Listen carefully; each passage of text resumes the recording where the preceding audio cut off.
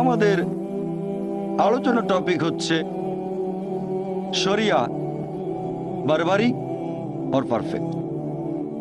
শরিয়া হচ্ছে ইসলামিক বিভিন্ন আইন নিয়ে পরিপূর্ণ একটা নিয়ম, যেখানে একজন মুসলিমের বিভিন্ন অধিকার আর দায়িত্বের কথা বলা হয়েছে। এটা দিয়ে মানুষের জীবন পরিচালিত হয়। এই নিয়মগুলো পুরোপুরি সমন্বিত, আর এখানে খুঁটিনাটি ব্যাপারগুলো নিয়ে বলা হয়েছে, যেমন খাওয়া দাওয়া, পান করা, পোশাক পরা, এছাড়া বিভিন্ন জটিল আইনও এখানে আছে। এখন এই শরিয়া এর শাব্দিক মানে অনুসরণ করার জন্য পরিষ্কার পথ। ইসলামিক শরিয়া এটা এসেছে মোট 4টা উৎস থেকে। প্রথম উৎস হচ্ছে পবিত্র কোরআন। কোরআন হচ্ছে সর্বশেষ ও চূড়ান্ত আসমানি কিতাব, আল্লাহ সুবহানাহু ওয়া তাআলার প্রেরণ করা ওহী। এটা নাজিল হয়েছিল সর্বশেষ ও চূড়ান্ত নবী মুহাম্মদ সাল্লাল্লাহু আলাইহি সাল্লামের উপর। পবিত্র কোরআন হচ্ছে আল্লাহ তাআলার বাণী, আল্লাহ সুবহানাহু ওয়া তাআলার ওহী। এছাড়াও পবিত্র কোরআনকে বলা হয় ফুরকান, যে মাপকাঠি দিয়ে সত্যকে মিথ্যা থেকে আলাদা করা হয়। পবিত্র কোরআন মানুষের জন্য আল্লাহ সুবহানাহু ওয়া তাআলা নাজিল করেছেন মুহাম্মদ সাল্লাল্লাহু আলাইহি সাল্লামের উপর ফেরেশতা জিবরাইলের মাধ্যমে 1400 বছর আগে, আর নাজিল হয়েছে আনুমানিক 23 বছর ধরে। পবিত্র কোরআনে রয়েছে মোট 114টা সূরা বা অধ্যায়, আর এখানে আছে 6000-এরও বেশি আয়াত, 6000-এরও বেশি। আর পবিত্র কোরআন নাজিল হয়েছে আরবি ভাষায়। তবে অনেক বিশেষজ্ঞ ওনারা এই পবিত্র কোরআন মানে আল্লাহ সুবহানাহু ওয়া তাআলার এই বাণীকে পৃথিবীর বেশিরভাগ প্রধান ভাষাতেই অনুবাদ করেছেন। এই কোরআন আল্লাহ সুবহানাহু ওয়া তাআলার এই বাণী, এটা হচ্ছে ইসলামিক শরিয়ার সর্বোচ্চ আর সর্বপ্রথম উৎস। শরিয়ার দ্বিতীয় উৎস হচ্ছে সুন্নাহ। সুন্নাহ মানে আমাদের নবীর পথ, অথবা আমাদের নবী যে কাজগুলো করেছেন, আর এগুলো আছে সহিহ হাদিসে, আমাদের নবীর বিভিন্ন কাজ এবং কথা। এই সুন্নাহ বা সহিহ হাদিস হচ্ছে পবিত্র কোরআনের সহায়ক গ্রন্থ। এগুলো কোরআনের ব্যাখ্যা হিসেবে কাজ করে। এখানে কোরআনের বিভিন্ন আয়াতের ব্যাখ্যা দেওয়া থাকে, আর এই সুন্নতের মধ্যে আমাদের নবী মুহাম্মদ সাল্লাল্লাহু আলাইহি ওয়াসাল্লামের নির্দেশগুলো সবার প্রথমে আসবে, তারপর আসবে নবীর কাজগুলো। আবার অনেক সময় নবীর বিভিন্ন নির্দেশগুলো ভালোভাবে বোঝার জন্য দেখার প্রয়োজন হতে পারে সাহাবীগণ তখন কি করেছিলেন। আল্লাহ পবিত্র কোরআনে বলেছেন, অনেক জায়গায় আছে, যেমন সূরা নিসা অধ্যায় 4 আয়াত 59, আল্লাহ বলেছেন আতিউল্লাহ ও আতিউর রাসূল, আল্লাহ এবং তার রাসূলকে মান্য করো। রাসূলকে মান্য করো মানে সুন্নতগুলো মেনে চলো, আমাদের নবী যেগুলো বলেছেন আর করেছেন। আর আমাদের নবী বলেছেন যে প্রথমে পবিত্র কোরআন দেখো, তারপর আমার উদাহরণ দেখো, আমার কথাগুলো, আর তারপর যদি বিস্তারিত জানতে চাও তাহলে আমার প্রজন্মকে দেখো, তারপরের প্রজন্ম দেখো এবং তারপরের প্রজন্ম। যদি আমাদের নবীর জীবনী সম্পর্কে আরো বিস্তারিতভাবে জানতে চান তিনি কি করেছেন, এখন আমাদের নবীর কথাগুলো সবচেয়ে ভালো বুঝেছিলেন নবীর সহচরগণ, অর্থাৎ সাহাবীগণ, যারা নবীর আমলে বেঁচে ছিলেন, আমাদের নবীকে দেখেছেন এবং ঈমানের সাথে মৃত্যুবরণ করেছেন। তাহলে আপনি যদি হাদিসগুলো ভালোভাবে বুঝতে চান, যদি কোনো মতভেদ থাকে তাহলে জীবনী দেখবেন সালেফে সালেহিনগণের, মানে 3টা প্রজন্ম। যদি আরো বিস্তারিত জানতে চান, আরো ব্যাখ্যা চান, তাহলে জীবনী দেখতে পারেন সাহাবীগণের, তারপরের প্রজন্ম এবং তারপরের প্রজন্ম, ব্যাস। তাহলে আমাদের নবীর সুন্নত অর্থাৎ সহিহ হাদিস হচ্ছে শরিয়ার দ্বিতীয় উৎস। 3 নম্বর উৎস হচ্ছে ইজমা, তার মানে মতামতের উপর একটা জরিপ অথবা মতামত নিয়ে একটা চুক্তি। সাহাবীগণের মতামত আমাদের নবীর সহচর সালফে সালেহিনগণের মতামতের উপর ভিত্তি করে সিদ্ধান্ত নেওয়া হয়, আর পাশাপাশি হিজরি প্রথম শতাব্দীর বিভিন্ন মুসলিম বিশেষজ্ঞের মতামতকেও এখানে গুরুত্ব দেওয়া হয়। যদি কোনো প্রশ্নের উত্তর পবিত্র কোরআনে না পান, যদি পবিত্র কোরআনে কিছু পরিষ্কার বলা না থাকে, তাহলে নবীর সুন্নতের ভেতরে খোঁজেন। মানে আমাদের নবীর সহিহ হাদিস। যদি সেখানে খুঁজে না পান তাহলে আপনি যাবেন তৃতীয় উৎসে, আর সেটা হচ্ছে ইজমা, মতামতের ভিত্তিতে সিদ্ধান্ত নেওয়া। এটা তৃতীয় উৎস। আর চতুর্থ উৎস হচ্ছে কিয়াস। কিয়াস মানে সাধারণত যুক্তির মাধ্যমে কোনো ব্যাপারে একটা সিদ্ধান্ত নেওয়া। যদি আপনি এ ব্যাপারে সরাসরি কিছু না পান পবিত্র কোরআনে অথবা আমাদের নবীর হাদিসে অথবা কোনো ইজমাই, তাহলে আপনি সাধারণ যুক্তি ব্যবহার করে কোনো একটা সমস্যার সমাধান করতে কোরআনের অন্যান্য আয়াতের ভিত্তিতে অথবা নবীর হাদিসের ভিত্তিতে বা ইজমার ভিত্তিতে লজিক ব্যবহার করবেন। যদি বিশেষ একটা ব্যাপারে সরাসরি কিছু বলা না থাকে তাহলে আপনি দেখবেন পবিত্র কোরআনের অন্যান্য আয়াতগুলো, নবীর সুন্নত আর ইজমা, এভাবে যুক্তি ব্যবহার করে একটা গ্রহণযোগ্য সমাধানের চেষ্টা করবেন। তবে এটা শুধুমাত্র ইজমার পরে ব্যবহার করা যাবে। এটা ব্যবহার করা যায় একটা ইসলামিক দেশে যেখানে সঠিক ইসলামিক শরিয়া মানা হয়। প্রধানত শরিয়ার উৎস এই চারটা। 1 নম্বর আর সবচেয়ে বেশি গুরুত্বপূর্ণ হচ্ছে পবিত্র কোরআন, আল্লাহ সুবহানাহু ওয়া তাআলার বাণী। 2 নম্বর আমাদের নবীর সুন্নত অর্থাৎ সহিহ হাদিস। 3 নম্বর হচ্ছে ইজমা, আর 4 নম্বর হলো কিয়াস। ইসলামিক শরিয়া হলো একটা পরিপূর্ণ আচরণ বিধি। এটা মানুষকে দেয় একটা পরিপূর্ণ জীবন ব্যবস্থা, আমরা কিভাবে জীবন কাটাবো। তবে দুর্ভাগ্যজনকভাবে আমরা দেখি যে মিডিয়া, পাশাপাশি ইসলামের অনেক সমালোচক বলে যে ইসলামিক শরিয়া আসলে বর্বরচিত। আর শরিয়ার বিরুদ্ধে তাদের যে অভিযোগ, তার মধ্যে আপনারা দেখবেন বেশিরভাগই দুটো বিষয়কে কেন্দ্র করে। একটা হচ্ছে ইসলামে বিভিন্ন শাস্তি, হয়তো তারা পোস্টার লিখে নয়তো বইয়ের প্রচ্ছদ বানাবে, একজন লোককে হয়তো খালি গায়ে করে চাবুক মারা হচ্ছে। আর দ্বিতীয় বিষয়টা হচ্ছে ইসলামে নারী, তাদের নাকি ছোট করা হয়, তারা দেখায় হিজাবের মধ্যে একজন মহিলা। এই দুটো বিষয় দিয়েই সাধারণ সমালোচকরা শরিয়াকে আক্রমণ করে আর বলে এটা বর্বরতা। এছাড়া আরো কিছু অভিযোগ। আজকে সময় কম, তাই শরিয়ার সবগুলো দিক নিয়ে আলোচনা করতে পারবো না। তাছাড়া সময়ের স্বল্পতার কারণে আমি মিডিয়া এবং ইসলামের সমালোচকদের করা সবগুলো অভিযোগের উত্তর দিতে পারবো না এখানে। তবে হাতে যে সময় আছে ইনশাআল্লাহ আমি চেষ্টা করব যাতে শরিয়া সম্পর্কে কিছু ভুল ধারণা দূর করতে পারি। আমি আগেও বলেছি, প্রথম পয়েন্টটা, বেশিরভাগ পশ্চিমা লেখক আর ইসলামের সমালোচক শরিয়া ভিত্তিক শাস্তির প্রসঙ্গ তুলে ইসলামকে আক্রমণ করে। এখন ইসলামিক আইনে, ইসলামিক শরিয়ায় শাস্তিটা নাকি বর্বরচিত।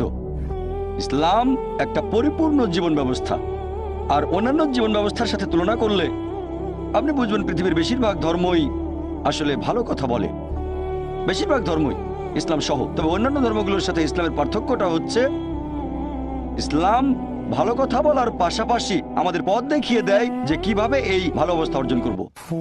যেমন ধরেন, পৃথিবীর সবগুলো প্রধান ধর্মই আমাদের বলে যে চুরি করা উচিত না।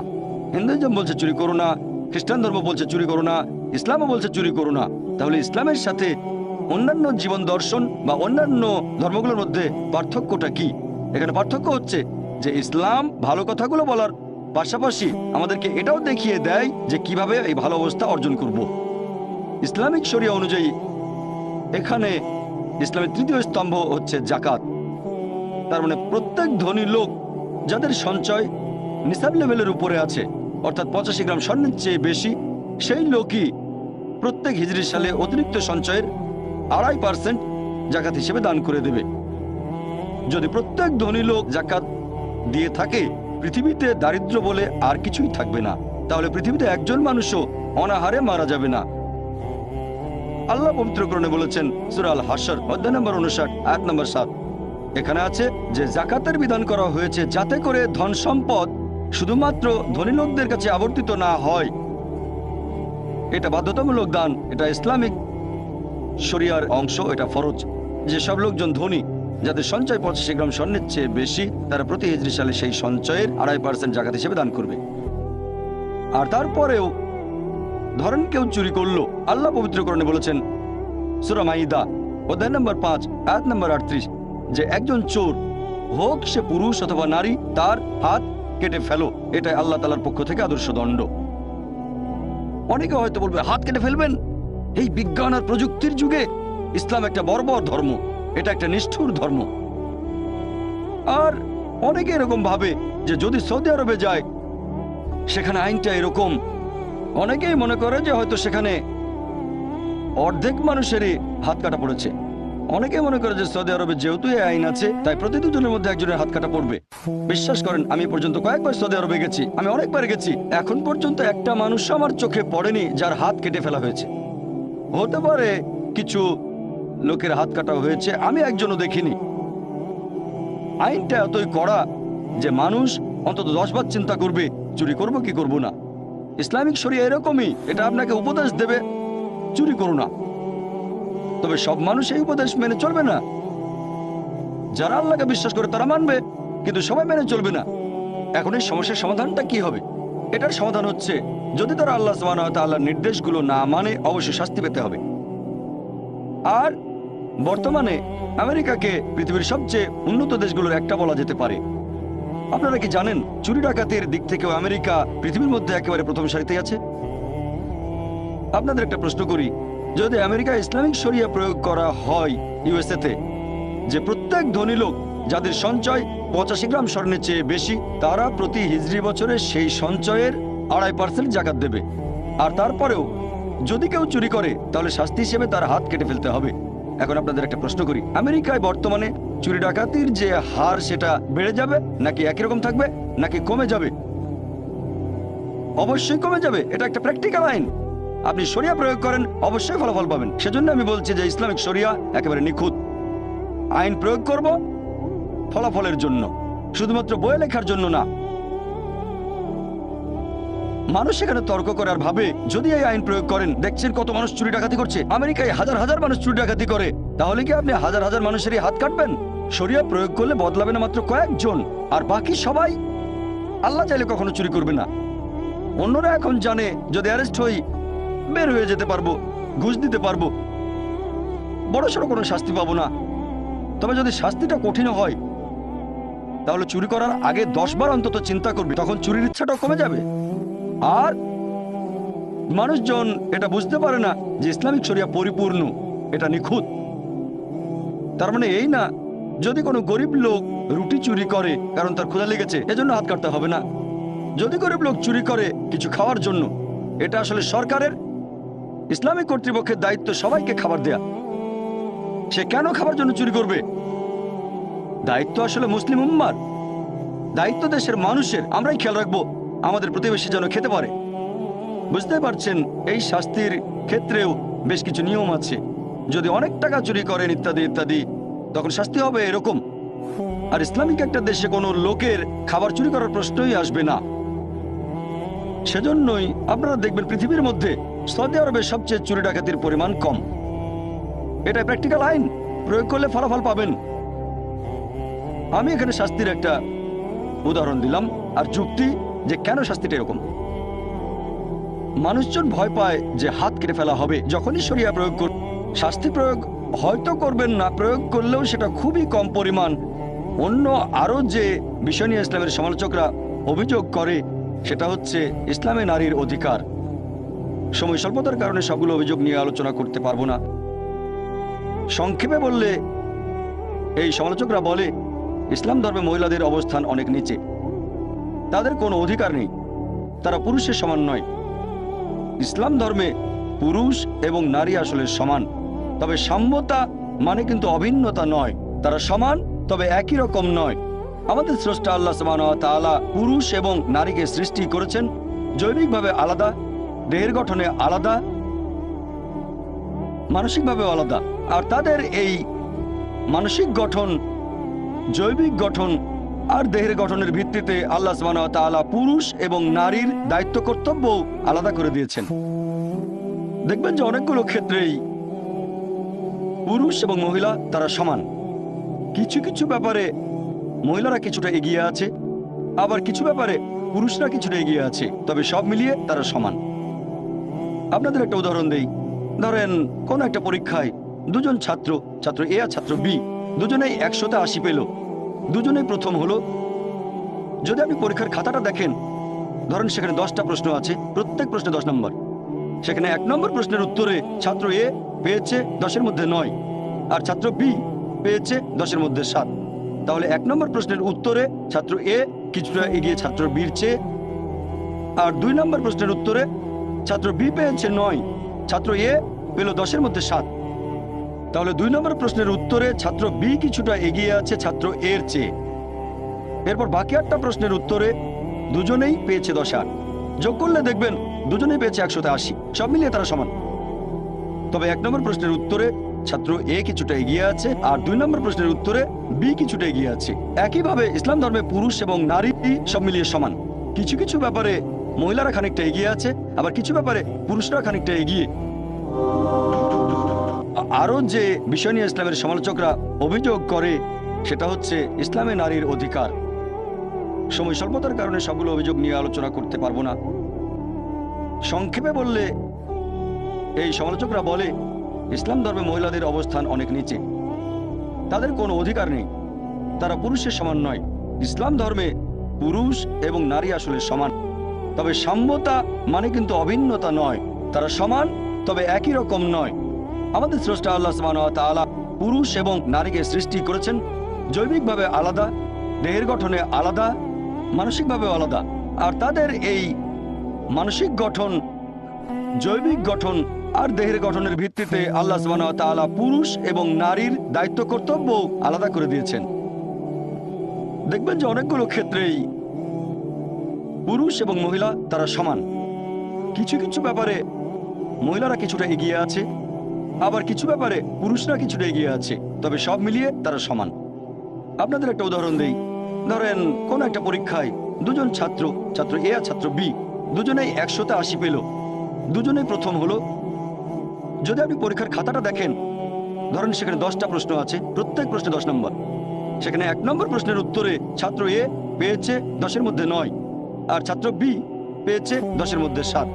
তাহলে 1 নম্বর প্রশ্নের উত্তরে ছাত্র এ কিছুটা এগিয়ে ছাত্র বির চেয়ে, আর 2 নম্বর প্রশ্নের উত্তরে ছাত্র বি পেয়েছে 9, ছাত্র এ পেল 10-এর মধ্যে 7। তাহলে 2 নম্বর প্রশ্নের উত্তরে ছাত্র বি কিছুটা এগিয়ে আছে ছাত্র এর চেয়ে। এরপর বাকি 8টা প্রশ্নের উত্তরে দুজনেই পেয়েছে 10-8। যোগ করলে দেখবেন দুজনেই পেয়েছে 180, সব মিলিয়ে তারা সমান। তবে 1 নম্বর প্রশ্নের উত্তরে ছাত্র এ কিছুটা এগিয়ে আছে, আর 2 নম্বর প্রশ্নের উত্তরে বি কিছুটা এগিয়ে আছে। একইভাবে ইসলাম ধর্মে পুরুষ এবং নারী সব মিলিয়ে সমান। কিছু কিছু ব্যাপারে মহিলারা খানিকটা এগিয়ে আছে, আবার কিছু ব্যাপারে পুরুষরা খানিকটা এগিয়ে। যেমন ধরেন এটা আছে সহিহ বুখারীতে, খণ্ড নম্বর 8, বুক অফ আদাব, অধ্যায় নম্বর 2, হাদিস নম্বর 2। একবার এক লোক নবীর কাছে এসে জিজ্ঞেস করলো যে এই পৃথিবীতে কাকে সবচেয়ে বেশি ভালোবাসার সাহচর্য দেব? নবী বললেন তোমার মাকে। লোকটা জিজ্ঞেস করলো এরপর কাকে দেব? নবী আবার বললেন তোমার মাকে। লোকটা আবার জিজ্ঞেস করলো এরপর কাকে দেব? নবী আবারও উত্তরে বললেন তোমার মাকে। লোকটা জিজ্ঞেস করলো এরপর কাকে দেব? নবী তখন উত্তরে বললেন তোমার বাবাকে। তার মানে ভালোবাসা আর সাহচর্যের 4 ভাগের 3 ভাগ সন্তানের ভালোবাসা সেটা পাচ্ছেন মা, আর বাবা তিনি পাচ্ছেন 4 ভাগের 1 ভাগ।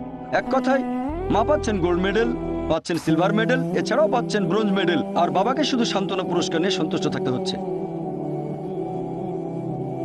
তাহলে ভালোবাসা আর সাহচর্যের ব্যাপারে দেখবেন মহিলারা এখানে এগিয়ে আছে। কেন? বুঝতে পারছেন, কারণ এই মা আমাদের 9 মাস গর্ভে ধারণ করেছেন, আর নবী বলেছেন সেই 9 মাসের কষ্ট সহ্য করার বিনিময়ে যদি পাহাড় সমান স্বর্ণ দাও সেই ঋণ তোমরা শোধ করতে পারবে না। তাহলে সেই কারণেই সন্তানের ভালোবাসা আর সাহচর্যের কথা বললে মা অনেক বেশি এগিয়ে আছেন। আপনাদের আরেকটা উদাহরণ দিই। ধরেন একটা চোর আমার ঘরের ভেতর ঢুকলো, তখন বলবো না যে আমি নারী স্বাধীনতা বিশ্বাস করি, এ কথা বলে স্ত্রীকে চোরের সাথে লড়তে বলবো না, আমি লড়বো। আল্লাহ পবিত্র কোরআনে বলেছেন সূরা নিসা অধ্যায় নম্বর 4 আয়াত নম্বর 34 যে আল্লাহ সুবহানাহু ওয়া তাআলা পুরুষদের বেশি করে শারীরিক শক্তি দিয়েছেন। তাহলে যেহেতু আল্লাহ সুবহানাহু ওয়া তাআলা পুরুষদের শারীরিক শক্তি বেশি দিয়েছেন, তাই পুরুষদের দায়িত্ব মহিলাদের সাহায্য আর রক্ষা করা। তাহলে শারীরিক শক্তিতে পুরুষরা কিছুটা এগিয়ে। এছাড়া আরো অনেক ক্ষেত্রেই পুরুষ আর মহিলা সমান। আমি এখানে সংক্ষেপে ইসলামের সমালোচকদের অভিযোগের উত্তর দিলাম যে নারীর অধিকারের বিষয়ে ইসলামের আইন মোটেও বর্বরচিত নয়। আরো বিস্তারিত জানতে আমার ভিডিও ক্যাসেট দেখতে পারেন women's right in Islam, মডার্নাইজিং or outdated. একথা আগে বলেছি যে বেশিরভাগ ধর্মই সাধারণত ভালো কথা বলে থাকে, তবে ইসলাম ভালো কথা বলার পাশাপাশি আমাদের দেখিয়ে দেয় যে কিভাবে ভালোটা অর্জন করব। আজকে অনেকে আপত্তি জানায়, বিভিন্ন রকমের মতামত, যে আইনটা কেমন হওয়া উচিত। এরকম একটা কমন অভিযোগ হচ্ছে ইসলামে মহিলাদের অবস্থান বেশ নিচে। এর কারণটা ইসলামিক হিজাব। তারা বলে যে ইসলামিক হিজাব মোটেও শালীনতা প্রকাশ করে না, শালীনতার জন্য না, হিজাব করা হয় মহিলাদের নিচে রাখার জন্য। আপনারা যদি বর্তমানের আশেপাশে একটু ভালো করে দেখেন যে শালীনতার সংজ্ঞা এক এক মানুষের কাছে এক এক রকম হতে পারে, পরিবেশের উপর ভিত্তি করে আর সমাজের উপর। যেমন ধরেন মুসলিম আরব দেশগুলোতে কোনো মহিলার দিকে তাকানো, একজন মহিলাকে দেখা, এটাকে বলা হয় অশালীনতা। আমাদের দেশ ভারতে মহিলাদের দিকে তাকাতে পারেন, কথা বলতে পারেন, তার পরিবেশে কোনো মহিলাকে স্পর্শ না করলে বলা হবে শালীনতা। আবার পশ্চিমা দেশগুলোতে হ্যান্ডশেক করা, পুরুষ আর মহিলা হ্যান্ডশেক করছে, এটাই ভদ্রতা। হ্যান্ডশেক করা, কথা বলা বা দেখতেও পারেন, কোনো সমস্যা নেই। সত্যি বলতে যদি কোনো মহিলা হাত বাড়িয়ে দেয় অথবা কোনো পুরুষ হাত বাড়িয়ে দেয় আর অন্যজন হ্যান্ডশেক না করে, তাহলে ধরে নেওয়া হবে যে সে অশিক্ষিত অথবা ভদ্রতা জানে না। তাহলে পশ্চিমে হ্যান্ডশেক করাই হচ্ছে শালীনতা। আবার কিছু পশ্চিমা দেশে মহিলাদের চুমুও দিতে পারবেন, সেখানে সবার সামনে চুমু দিতে পারবেন, গালে ঠোঁটে, কোনো সমস্যা নেই, এটাই শালীনতা। আবার কিছু পশ্চিমা দেশে যা খুশি তাই করতে পারবেন। একটা ছেলে আর একটা মেয়ে তাদের পারস্পরিক সম্মতিতে করতে পারবে যা খুশি তাই, সেটাকেই বলা হবে শালীনতা। শালীনতার সঙ্গে এক এক জায়গায় এক এক রকম। এখন আমরা কিভাবে যাচাই করবো কোনটা সবচেয়ে ভালো আর কোনটা শালীনতা? যেমন ধরেন আপনি আমেরিকায় গেলেন বা পশ্চিমা কোনো দেশে, সেখানে কোনো একটা যুবতী হয়তো পরেছে মিনি স্কার্ট বা শর্টস, সেখানে এটাই শালীনতা। সেই মহিলা যদি ভারতে আসে অথবা ভারতে কোনো মেয়ে যদি, যেমন ধরেন মাদ্রাজে মিনি স্কার্ট বা শর্টস পরলো, তাকে তখন বলা হবে অশালীন। ঠিক না ভুল? হ্যাঁ কি না? আমি কয়েক বছর আগে আমেরিকায় গিয়েছিলাম। একজন আমেরিকান আমাকে বলল যে ভারতীয় মহিলারা খুবই অভদ্র, অশালীন। আমি তো অবাক যে ভারতীয় মহিলারা অশালীন কিভাবে হয়। সে তখন বলল যে ভারতীয় মহিলারা পোশাক পরে শাড়ি আর বের করে রাখে পেট। তাহলে আমেরিকানদের কাছে পেট বের করে রাখাটা অশালীনতা। আমি ভাবলাম লোকটার কথার পেছনে ভালো যুক্তি আছে। তার কাছে শালীনতা মানে আমাদের পেট ঢাকতে হবে। এখন আমরা ভারতীয়রা মনে করি যে শালীনতা বজায় রাখি, কিন্তু পশ্চিমাদের কাছে পেট বের করে রাখাটা অশালীনতা। তাহলে কে ঠিক করবে যে কোনটা শালীনতা কোনটা অশালীনতা? সবচেয়ে ভালো যিনি বলতে পারবেন তিনি আমাদের স্রষ্টা আল্লাহ সুবহানাহু ওয়া তাআলা, সর্বশক্তিমান ঈশ্বর। আসুন এবার দেখি যে ইসলামিক শরিয়াতে কি বলা হয়েছে, কোরআন এবং হাদিস শালীনতা সম্পর্কে কি বলছে। আর অনেকে অভিযোগ করে যে ইসলাম হিজাবের মাধ্যমে মহিলাদের নিচু করে রাখে। তাদের উদ্দেশ্যে বলবো, আপনারা যদি ইতিহাস দেখেন, ব্যাবিলনের সভ্যতার সময় তারা মহিলাদের সাথে খুব খারাপ ব্যবহার করত। একজন লোক কাউকে খুন করলে সেই লোককে শাস্তি না দিয়ে তার স্ত্রীকে মৃত্যুদণ্ড দেওয়া হতো। আর গ্রিক সভ্যতায় তাদের পৌরাণিক কাহিনীতে একটা কাল্পনিক মহিলা চরিত্র প্যান্ডোরা, যে পৃথিবীর সব দুর্ভোগ আর দুর্দশার কারণ। প্রথম দিকে তারা পবিত্রতা বিশ্বাস করত, কিন্তু পরবর্তীতে খ্যাতি লোভের কারণে পতিতাবৃত্তি বেড়ে গিয়েছিল। তারপর রোমান সভ্যতায় নগ্নতা ছিল কমন, পতিতাবৃত্তি, অবাধ যৌনাচার ছিল কমন। মিশরীয় সভ্যতা দেখেন, সেখানে মহিলাদের বলা হতো শয়তানের চিহ্ন। আর পবিত্র কোরআন নাজিল হওয়ার আগে আরব সভ্যতায় যদি কোনো কন্যা সন্তান জন্মাতো তাকে মেরে ফেলা হতো, জীবন্ত কবর দেওয়া হতো। ইসলাম হলো প্রথম ধর্ম, আর মুহাম্মদ সাল্লাল্লাহু আলাইহি সাল্লাম প্রধান উদ্যোক্তা, যিনি মহিলাদের উপরে তুলেছেন। আর ইসলাম ধর্ম মহিলাদের অধিকার দেওয়ার পরে তাদের এই পথটাও দেখিয়ে দিচ্ছে যে কিভাবে স্বাধীনতা বজায় রাখতে হবে, কিভাবে অধিকার বজায় রাখতে হবে, অবস্থান বজায় রাখতে হবে। আর এই কারণে হিজাবের ব্যবস্থা করা হয়েছে। মানুষ সাধারণত মহিলাদের হিজাবের কথা বলে, তবে আল্লাহ সুবহানাহু ওয়া তাআলা তার আসমানি কিতাব পবিত্র কোরআনে প্রথমে বলেছেন পুরুষদের হিজাবের কথা, তারপর মহিলাদের হিজাব। আল্লাহ পবিত্র কোরআনে বলেছেন, সূরা নূর অধ্যায় নম্বর 24 আয়াত নম্বর 30, মুমিন পুরুষদের বলো তারা যেন দৃষ্টি সংযত রাখে, লজ্জাস্থানে হেফাজত করে। যখন একজন পুরুষ কোনো মহিলাকে দেখবে, তখন মাথায় কোনো খারাপ চিন্তা আসলে সে দৃষ্টি নিচু করবে, মনে কোনো নির্লজ্জ চিন্তা আসলে দৃষ্টি নিচু করবে। একবার একজন মুসলিম অনেক সময় ধরে একটা মেয়েকে দেখছিল। আমি বললাম, ভাই তুমি কি করছো? ইসলামে তো এটার অনুমতি নেই। সে আমাকে বলল, আমাদের প্রিয় নবী বলেছেন প্রথমবার দেখার অনুমতি আছে, দ্বিতীয়বার দেখা নিষিদ্ধ। আমার প্রথমবারের দেখা অর্ধেক শেষ হয়নি। নবী কথা দিয়ে কি বুঝিয়েছেন যে প্রথমবার দেখার অনুমতি আছে, দ্বিতীয়বার দেখা নিষিদ্ধ? তার মানে এই না যে 10 মিনিট ধরে আপনি পলক না ফেলে একটা মেয়েকে দেখবেন আর বলবেন অর্ধেক দেখা শেষ হয়নি। এর মানে যদি অনিচ্ছাকৃতভাবে কোনো মহিলাকে আপনি দেখে ফেলেন, ইচ্ছাকৃতভাবে তাকে আরেকবার দেখবেন না, সৌন্দর্য উপভোগ করবেন না। পরের আয়াতটা বলছে মহিলাদের হিজাবের কথা। আল্লাহ পবিত্র কোরআনে বলছেন সূরা নূর অধ্যায় নম্বর 24 আয়াত নম্বর 31, মুমিন নারীদেরকে বলো যেন দৃষ্টি সংযত রাখে, লজ্জাস্থানের হেফাজত করে, আর যা প্রকাশ থাকে সেটা বাদে যেন সৌন্দর্য প্রকাশ না করে, যেন কাপড় দিয়ে গ্রীব আর বক্ষ দেশ আবৃত করে। সৌন্দর্য প্রকাশ করবে না শুধু এই লোকগুলো ছাড়া, তার স্বামী, তার ছেলে, তার বাবা, এরকম বেশ কিছু মাহরাম যাদের সে বিয়ে করতে পারবে না, তাদের একটা লিস্ট আছে। এই হিজাব পালনের শর্ত আছে মোট 6টা। এগুলো বলা আছে পবিত্র কোরআন এবং সহিহ হাদিসে। প্রথমটা হচ্ছে হিজাবের সীমা। পুরুষদের জন্য নাভি থেকে হাঁটু পর্যন্ত, মহিলাদের ক্ষেত্রে পুরো শরীর ঢাকা থাকবে, শুধু যে অংশটা দেখা যেতে পারে সেটা মুখমণ্ডল আর কবজি পর্যন্ত হাত। তবে অনেক বিশেষজ্ঞ বলেন এগুলো ঢেকে রাখতে হবে। হিজাবের বাকি 5টা শর্ত পুরুষ এবং মহিলাদের একই। 2 নম্বর, তারা যে পোশাকটা পরবে সেটা হবে ঢিলেঢালা, শরীরের গঠন বোঝা যাবে না। 3 নম্বর, এমন স্বচ্ছ হবে না যাতে ভেতর থেকে দেখা যায়। 4 নম্বর, পোশাক এমন আকর্ষণীয় হবে না যাতে বিপরীত লিঙ্গ আকৃষ্ট হয়। 5 নম্বর, পোশাকটা বিপরীত লিঙ্গের পোশাকের মতো হবে না। আর 6 নম্বর, পোশাকের মধ্যে অবিশ্বাসীদের কোনো চিহ্ন থাকতে পারবে না। এই হলো হিজাব পালনের 6টা শর্ত। আর আল্লাহ পবিত্র কোরআনে বলেছেন সূরা আহজাব অধ্যায় নম্বর 33 আয়াত নম্বর 59 যে হে নবী, তোমার স্ত্রীগণকে বলো, তোমার কন্যাদের এবং মুমিন নারীদের, তারা যখন বাইরে যাবে তখন যেন চাদর পরে, এতে করে তাদের সহজেই চেনা যাবে আর এতে করে তাদের উত্ত্যক্ত করা হবে না। কোরআন বলছে মহিলাদের হিজাবের ব্যবস্থা করা হয়েছে যাতে করে তাদের উত্ত্যক্ত করা না হয়। ধরেন দুজন যমজ বোন, দুজনেই খুব সুন্দরী, সমান সুন্দরী, আর ধরেন মাদ্রাজের রাস্তায় হেঁটে বেড়াচ্ছে। 2 বোনের মধ্যে একজন পরেছে ইসলামিক পোশাক, পুরো শরীর ঢাকা, শুধু মুখমণ্ডল আর হাতের কবজি পর্যন্ত হাত বাঁধে, আর অন্যজন পরেছে পশ্চিমা পোশাক, মিনি স্কার্ট বা শর্টস। আর ধরেন রাস্তার পাশেই দাঁড়িয়ে আছে একটা বখাটে ছেলে, শিকারের জন্য অপেক্ষা, মেয়েদের উত্ত্যক্ত করবে। আমি আপনাদের প্রশ্ন করছি, সে কোন মেয়েটাকে উত্ত্যক্ত করবে? ইসলামিক হিজাব পরা মেয়েটাকে, নাকি সেই মেয়েকে যে পরেছে পশ্চিমা পোশাক, মিনি স্কার্ট বা শর্টস? কাকে উত্ত্যক্ত করবে? আপনারাও জানেন সেই মেয়েটাকে যে পরেছে মিনি স্কার্ট বা শর্টস। তাহলে কোরআন ঠিকই বলেছে যে মহিলাদের জন্য হিজাবের ব্যবস্থা করা হয়েছে যাতে করে তাদের উত্ত্যক্ত করা না হয়। আর তারপরেও যদি একজন পুরুষ কোনো মহিলাকে ধর্ষণ করে, ইসলামিক শরিয়া বলছে তাকে মৃত্যুদণ্ড দেয়া হবে। তখন মানুষ হয়তো বলবে মৃত্যুদণ্ড?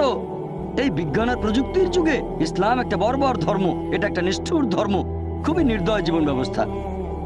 তখন আমি একটা প্রশ্ন করি, আর এই প্রশ্নটা এই পর্যন্ত অনেক অমুসলিমকে আমি করেছি, যে ধরেন আল্লাহ না করুক কেউ আপনার মাকে ধর্ষণ করলো, আর আপনি সেখানে বিচারক, সেই ধর্ষককে আপনার সামনে নিয়ে আসা হলো, তখন তাকে কি শাস্তি দেবেন? বিশ্বাস করেন 100% অমুসলিম উত্তরে বলেছে আমি তাকে মৃত্যুদণ্ড দেব।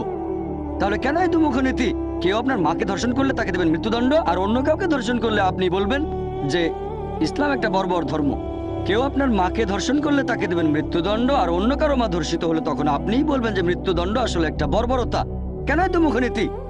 মাত্র একজন লোক একটু অন্যরকম বলেছিল, স্মার্ট একজন আমেরিকান, প্রশ্নোত্তর পর্বে লোকটা আমার সাথে কথা বলেছিল। সে বলেছিল যে ভাই জাকির, কেউ আমার মাকে ধর্ষণ করলে আমি তাকে মৃত্যুদণ্ড দেব না, আমি তাকে 5 বছরের জন্য কারাদণ্ড দেব, একেবারে সশ্রম কারাদণ্ড। ভালো, আপনি কি জানেন যে আমেরিকার পরিসংখ্যান অনুযায়ী যেসব লোক ধর্ষণের দায়ে শাস্তি ভোগ করে, জেল থেকে বের হয়েই এর মধ্যে 95%-এর বেশি লোক আবার ধর্ষণ করে। যদি চান আপনার মা বাবা ধর্ষিত হবে সেটা আপনার ব্যাপার, মুসলিমরা চায় না আমাদের মা বাবা ধর্ষিত হোক। সে বললো এরকম হলে তাকে প্রথমবারই মৃত্যুদণ্ড দেব। আর আপনারা দেখবেন যে আমেরিকা পৃথিবীর সবচেয়ে উন্নত দেশগুলোর মধ্যে একটা। এটা কি জানেন যে FBI এর একটা পরিসংখ্যান অনুযায়ী শুধুমাত্র 1990 সালে 1,02,555টা ধর্ষণের অভিযোগ রিপোর্ট করা হয়েছে। এক বছরে 1,02,555টা ধর্ষণের রিপোর্ট। আর FBI বলছে মাত্র 16% ধর্ষণের ঘটনা রিপোর্ট করা হয়। যদি জানতে চান আসলে কতজন ধর্ষিত হয়েছে, তাহলে 6.25 দিয়ে গুণ করেন, আপনারা দেখতে পাবেন যে 6,40,968টা ধর্ষণের ঘটনা ঘটেছে 1990 সালে শুধুমাত্র আমেরিকায়। যদি এই সংখ্যাটাকে 365 দিয়ে ভাগ করেন, তাহলে দেখবেন যে প্রতিদিন 1,756 জন ধর্ষিত হয়েছে আমেরিকায়। FBI এর রিপোর্ট অনুযায়ী 1990 সালে প্রতিদিন 1,756 জন। আরও একটা রিপোর্ট তৈরি করেছে National Crime Victimization Survey Bureau. US Department of Justice, সেখানে বলা হয়েছে যে 1996 সালের প্রত্যেক দিন গড়পড়তায় 2713টা ধর্ষণের ঘটনা ঘটেছে। 2713, তার মানে প্রতি 32 সেকেন্ডে একটা ধর্ষণের ঘটনা ঘটেছে আমেরিকায় 1996 সালে। আমরা এই অডিটোরিয়ামে প্রায় 1.5 ঘন্টা পার করে ফেলেছি। অলরেডি এর মধ্যে আমেরিকায় কয়েকশো ধর্ষণের ঘটনা ঘটেছে যতক্ষণ আমরা এখানে আছি। আমি আপনাদের প্রশ্ন করি, যদি আমেরিকায় ইসলামিক শরিয়া প্রয়োগ করা হয়, যখন একজন পুরুষ কোনো মহিলাকে দেখবে, তার মাথায় কোনো খারাপ চিন্তা আসলে সে দৃষ্টি নিচু করবে। এছাড়াও মহিলারা ইসলামিক হিজাব পরবে, পুরো শরীর ঢাকা, শুধু মুখমণ্ডল আর হাতের কবজি বাঁধে। আর তারপরে একজন পুরুষ কোনো মহিলাকে ধর্ষণ করলে তাকে মৃত্যুদণ্ড দেয়া হবে, ধর্ষণের শাস্তি মৃত্যুদণ্ড। আমি আপনাদের প্রশ্ন করছি, এখন আমেরিকায় ধর্ষণের যে হার সেটা কি বেড়ে যাবে, একই রকম থাকবে নাকি কমে যাবে? অবশ্যই কমে যাবে, এটাই প্র্যাকটিক্যাল আইন। আপনি শরিয়া প্রয়োগ করলে নিশ্চয়ই ফল পাবেন। সেজন্য আমি বলি যে ইসলাম ভালো কথা বলার পাশাপাশি সব ধর্মে বলে উত্ত্যক্ত করা উচিত না, ধর্ষণ করা উচিত না, তবে ইসলাম দেখিয়ে দেয় এটা কিভাবে অর্জন করব, যেখানে মহিলাদের উত্ত্যক্ত বা ধর্ষণ করা হবে না। আর পৃথিবীর মধ্যে যে দেশে ধর্ষণের হার সবচেয়ে কম সেটা সৌদি আরব, সেখানে আইনই এরকম। সেজন্য আমি বলি যে ইসলামিক শরিয়া একটা পরিপূর্ণ আইন, এটাই সবচেয়ে প্র্যাকটিক্যাল আইন।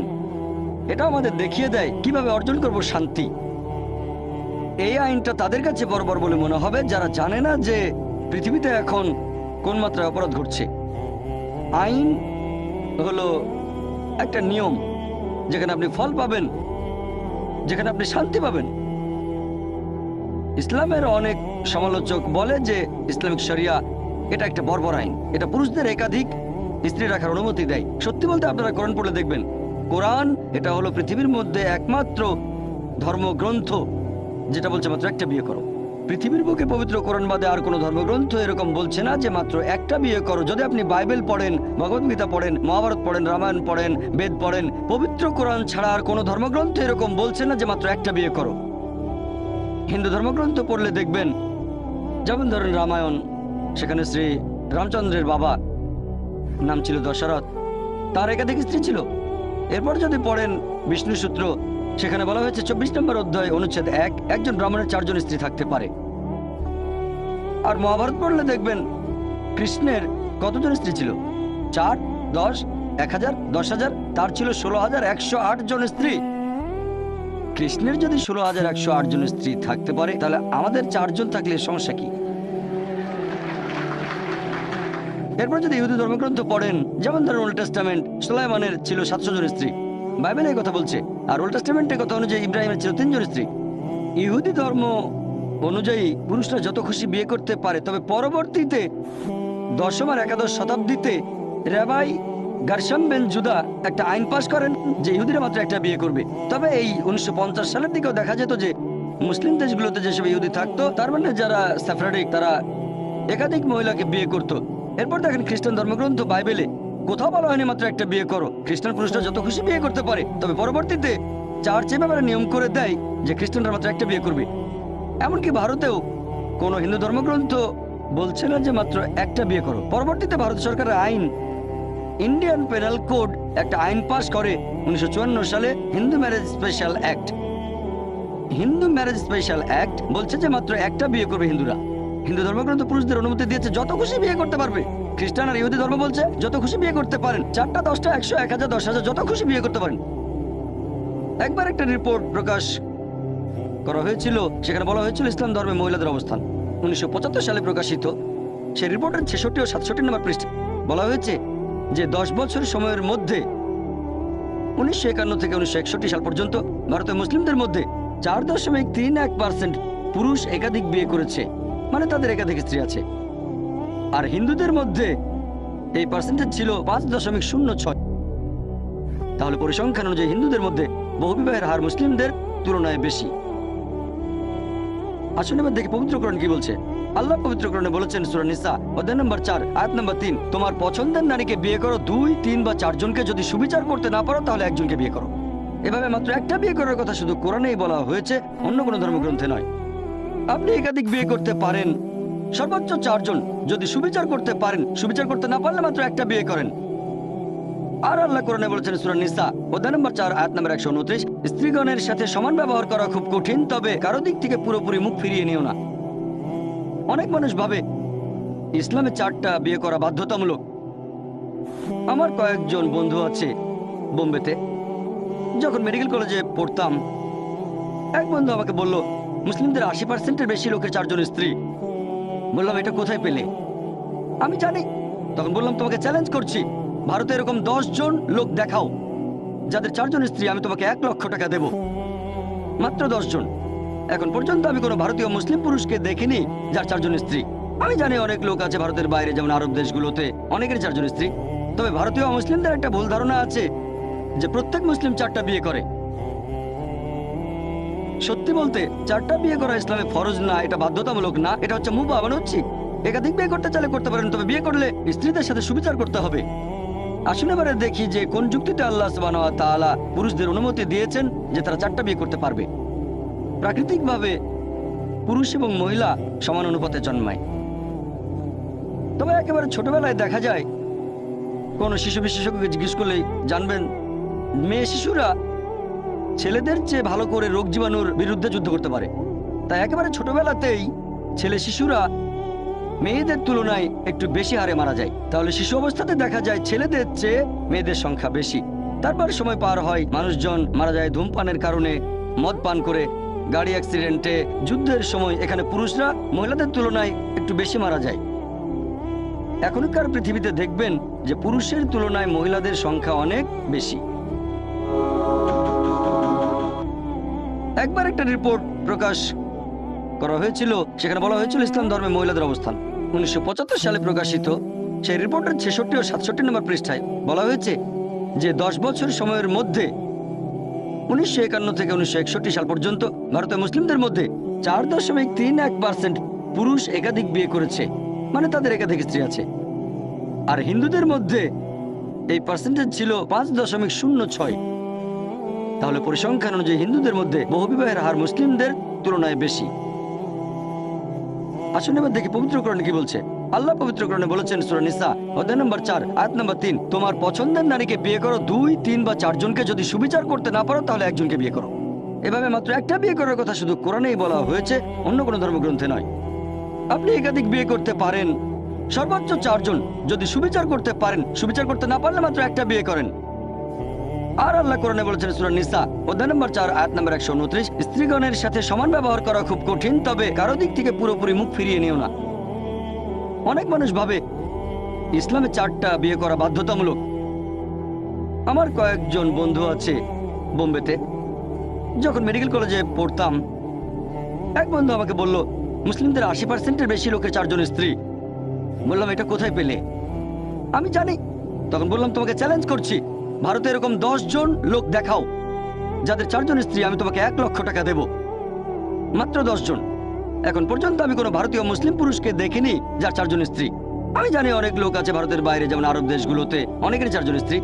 তবে ভারতীয় মুসলিমদের একটা ভুল ধারণা আছে যে প্রত্যেক মুসলিম 4টা বিয়ে করে। সত্যি বলতে 4টা বিয়ে করা ইসলামে ফরজ না, এটা বাধ্যতামূলক না, এটা হচ্ছে মুবাহ, মানে উচিত।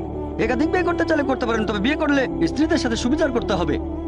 আসুন এবারে দেখি যে কোন যুক্তিতে আল্লাহ সুবহানাহু ওয়া তাআলা পুরুষদের অনুমতি দিয়েছেন যে তারা 4টা বিয়ে করতে পারবে।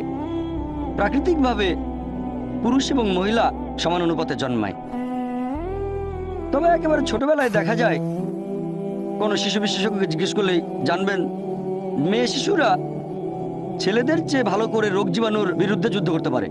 তাই একেবারে ছোটবেলাতেই ছেলে শিশুরা মেয়েদের তুলনায় একটু বেশি হারে মারা যায়। তাহলে শিশু অবস্থাতে দেখা যায় ছেলেদের চেয়ে মেয়েদের সংখ্যা বেশি।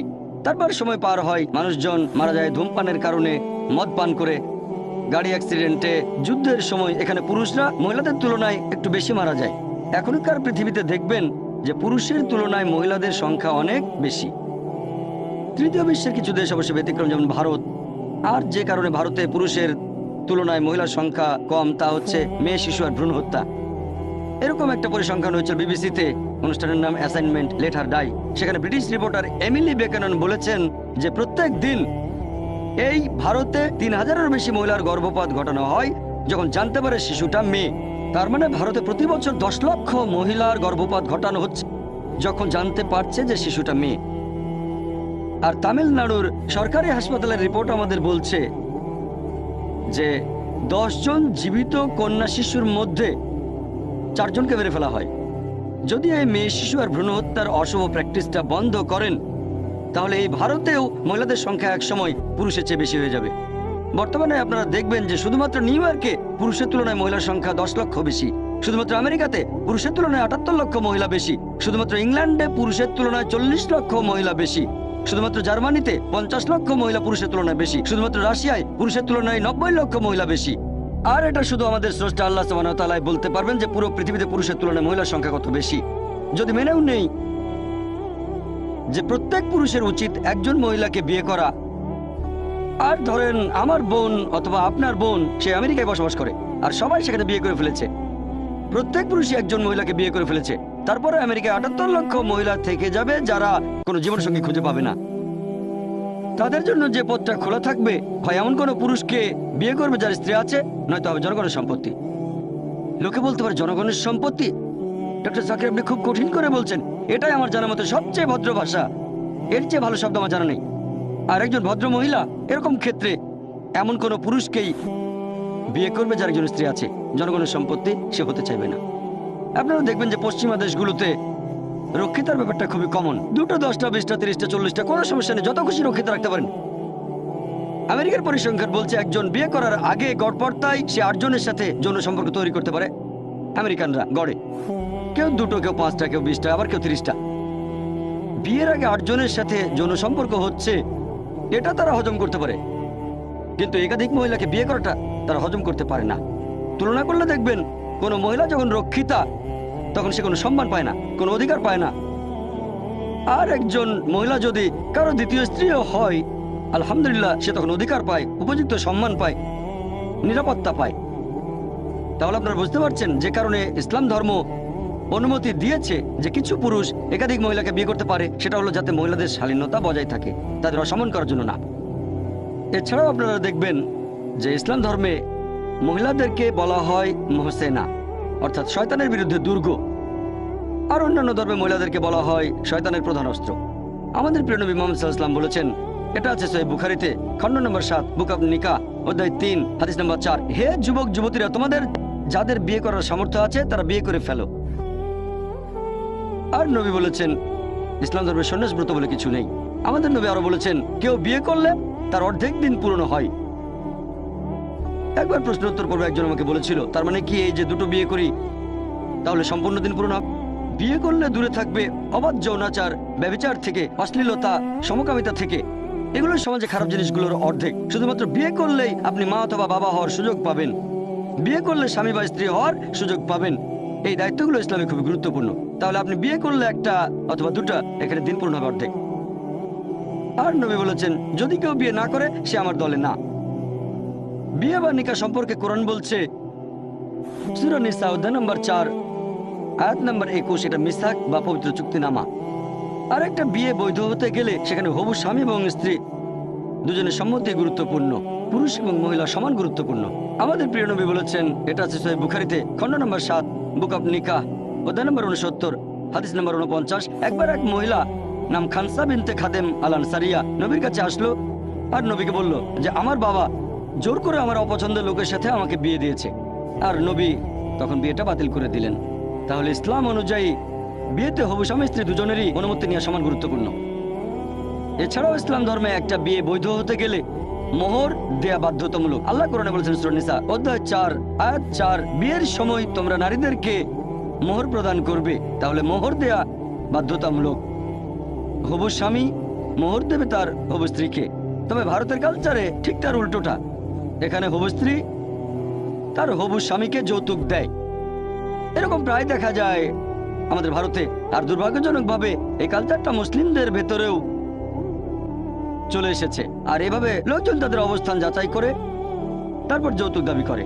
গ্র্যাজুয়েট হলে দাবি করে 1 লাখ টাকা, ইঞ্জিনিয়ার হলে 10 লাখ টাকা, আর ডাক্তার হলে বোধহয় 20 লাখ টাকা। ব্যাপারটা যেন কোরবানির হাটে গরু ছাগল বিক্রি হচ্ছে।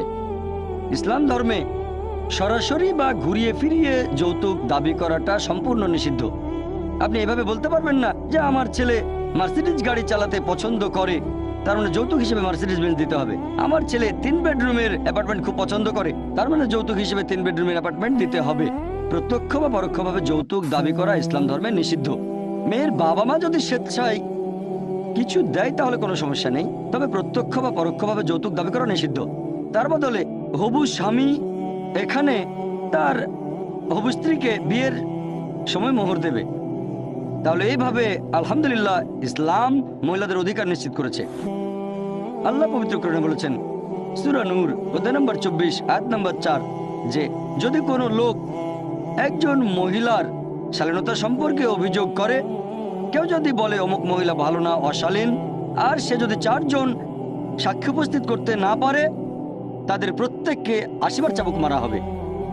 তার মানে যদি কেউ কোনো মহিলার নামে অপবাদ দেয়, এটা আমাদের সমাজে কমন, আপনি অপবাদ দিতে পারেন কারো মাকে, কারো বাবাকে, মেয়েকে বা বোনকে, তাতে কিছু হবে না। তবে ইসলামিক শরিয়ায় কেউ যদি কোনো মহিলার শালীনতা নিয়ে অপবাদ দেয় আর 4 জন সাক্ষী আনতে না পারে, শাস্তি পাবে 80টা চাবুক। আবার ধরেন 4 জন সাক্ষী আনলো, যদি কেউ তার মিথ্যা সাক্ষ্য দিয়ে ধরা পড়ে তাহলে সবাইকে 80 চাবুক মারা হবে। অনেকে বলবে 80 চাবুক, এটা বর্বরতা। কোনো মহিলার শালীনতা নিয়ে অপবাদ দেওয়াটা কি বর্বরতা নয়? তাহলে বর্বরতা জিনিসটা আপেক্ষিক। ইসলামিক শরিয়ার আইন, আল্লাহ সুবহানাহু ওয়া তাআলার আইন মহিলাদের রক্ষা করে, তাদের অবস্থানকে উপরে উঠায়।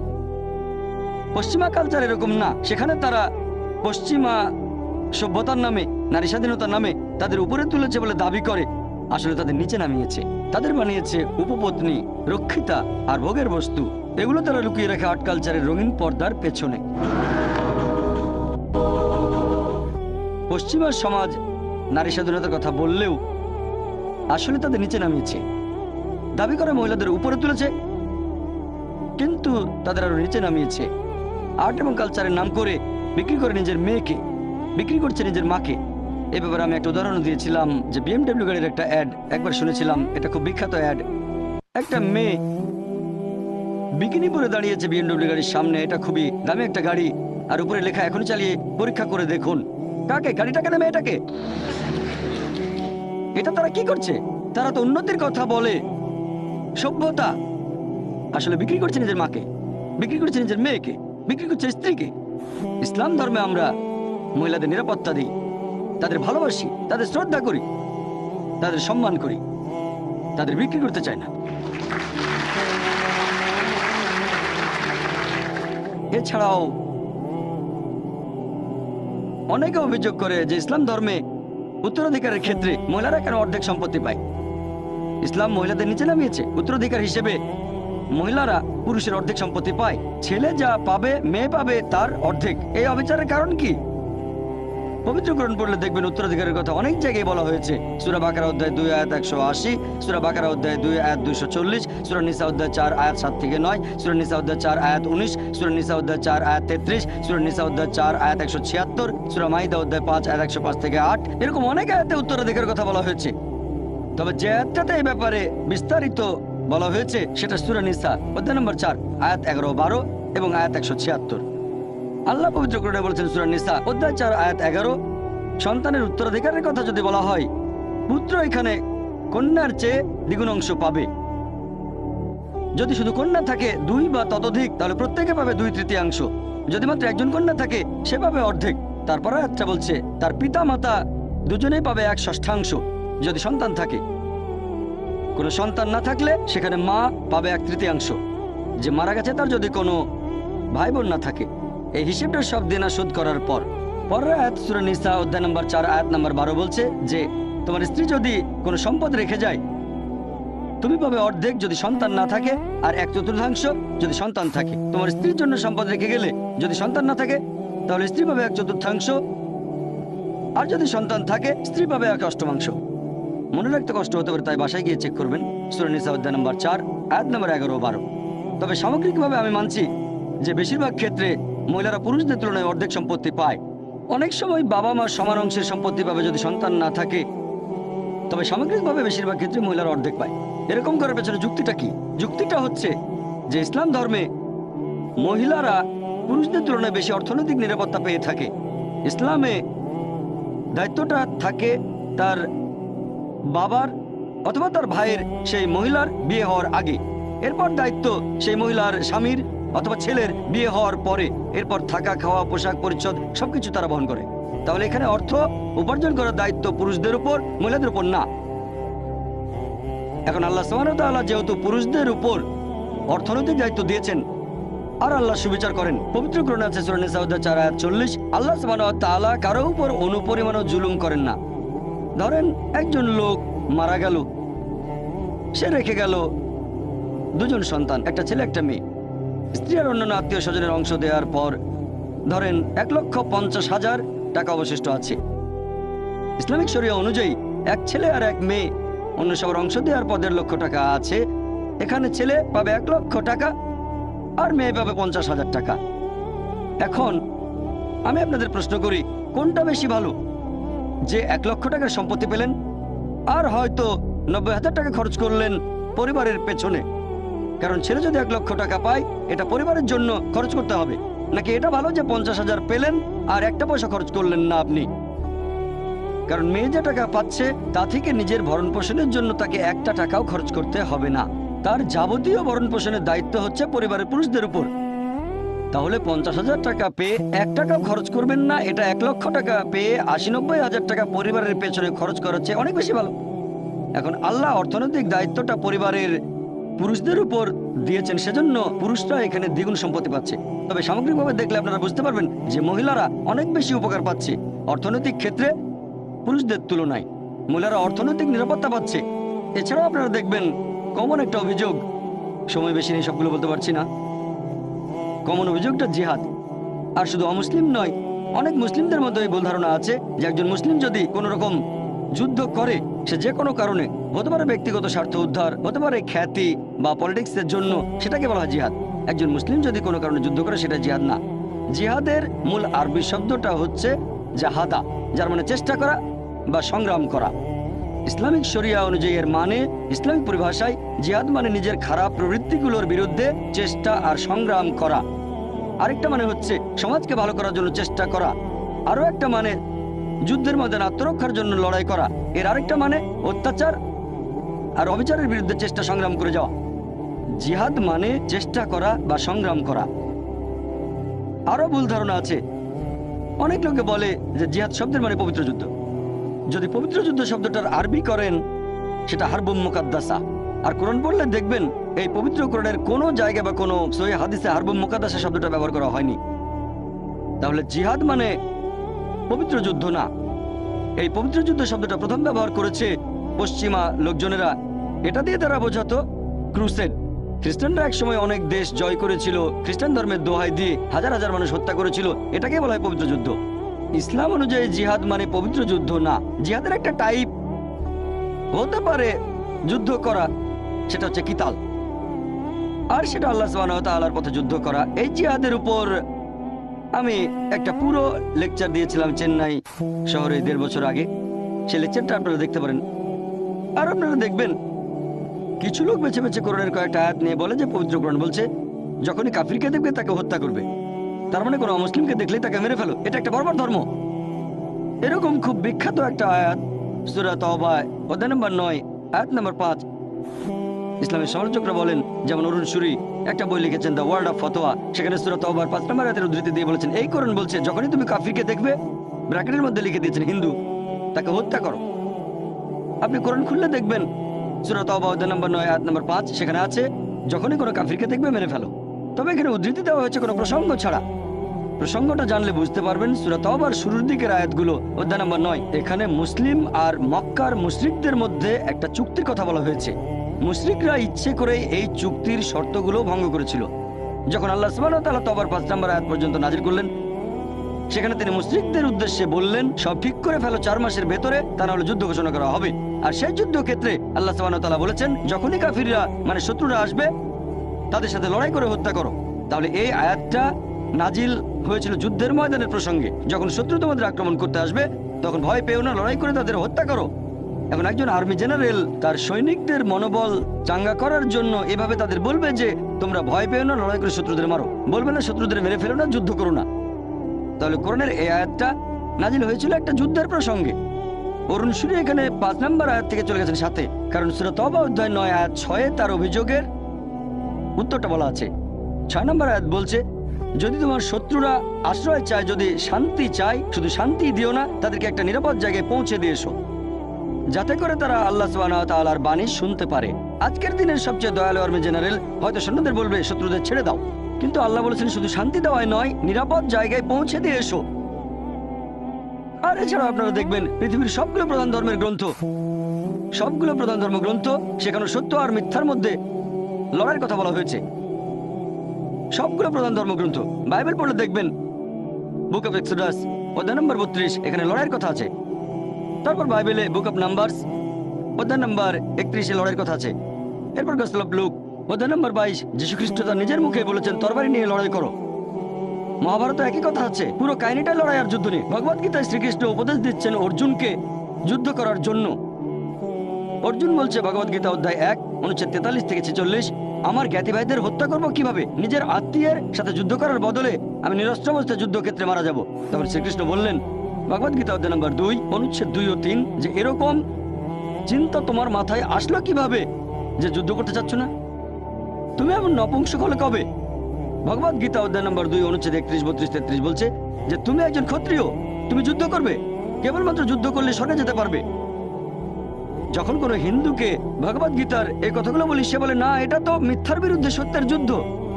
আমি বলি কোরআনও তাই বলছে, মিথ্যার বিরুদ্ধে সত্যের যুদ্ধ। যখন ভগবদ গীতা দিয়ে উদাহরণ দেয় তখন হিন্দুরা বুঝতে পারে আর বলে যে কোরআনে কোনো সমস্যা নেই। একজন খ্রিস্টানকে বাইবেলের উদাহরণগুলো বলবেন আর হিন্দুকে উদাহরণ দেবেন তাদের ধর্মগ্রন্থ থেকেই, সাদৃশ্যগুলো দেখাবেন। আর আপনারা দেখবেন প্রত্যেক দেশের একটা আইন আছে। ভারতে এরকম আইন আছে, এখানে চুরি করা নিষিদ্ধ, আইন এটার অনুমতি দেয় না। ভারতে ধর্ষণ করা নিষিদ্ধ, তারপর মানুষ চুরি করে, তারপর ধর্ষণ করে। তাই আইন প্রয়োগ করতে এখানে পুলিশ বাহিনী আছে। পুলিশ বাহিনী রাখা হয় এজন্য যাতে অপরাধীকে শাস্তি দেওয়া যায়। তারপর আছে মিলিটারি, শত্রু আক্রমণ করলে যুদ্ধ করবে। সব দেশেরই মিলিটারি বাহিনী আছে, পুলিশ বাহিনী আছে। একইভাবে পবিত্র কোরআন মুসলিমদের বলছে শত্রু এলে তোমরা প্রস্তুত থাকবে আর যুদ্ধ করবে। তাহলে পৃথিবীর প্রত্যেকটা দেশের একটা মিলিটারি বাহিনী আছে, পুলিশ বাহিনী আছে। আর কোরআন মুসলিমদের বলছে যে তোমাদের দেশে এরকম একটা বাহিনী থাকবে যারা শত্রুদের সাথে লড়াই করবে, যুদ্ধ করবে। তাহলে কোরআনের কথা সমস্যাটা কি?